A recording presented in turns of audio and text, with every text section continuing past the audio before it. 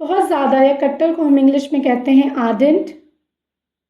नौसिखिया को हम इंग्लिश में कहते हैं amateur.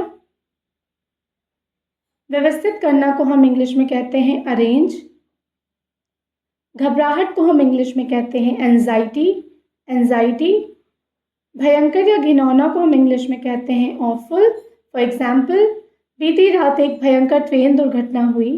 N awful train accident took place last night.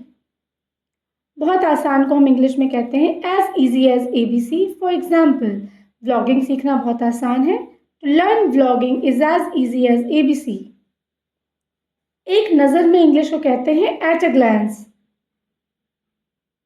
मैंने उसे एक नज़र में पहचान लिया। I recognised him at a glance. कभी कभी को हम इंग्लिश में कहते हैं एट टाइम्स। कभी कभी मुझे एहसास होता है कि मैं बहुत भाग्यशाली हूँ। At times I realize that I am so lucky.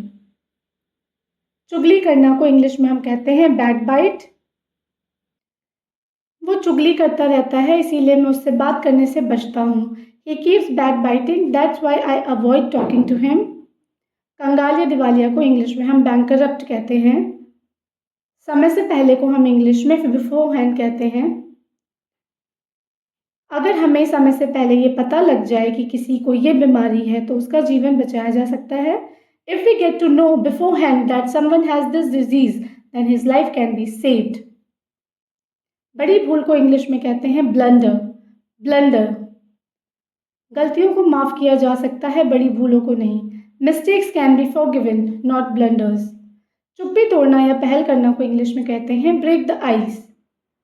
मुझे नहीं पता था कि कैसे चुप्पी तोड़ें और बातचीत शुरू करें। I didn't know how to break the ice and start a conversation. निर्दयी को इंग्लिश में कहते हैं ब्रूटल। खाना परोसने का एक स्टाइल को हम इंग्लिश में कहते हैं बुफे। और ढकेलना या धक्के देना को भी हम इंग्लिश में बुफे कहते हैं। सच्चा को इंग्लिश में कहते हैं कैंडिड। चकित करना को इंग्लिश में कहते हैं एस्टाउंड। सावधान को इंग्लिश में कहते हैं कॉशियस। कार चलाते समय हमेशा सावधान रहें। Always be cautious while driving the car. सस्ता या घटिया को इंग्लिश में कहते हैं चीप। पता चलना को इंग्लिश में कहते हैं come to know. Thank you for watching.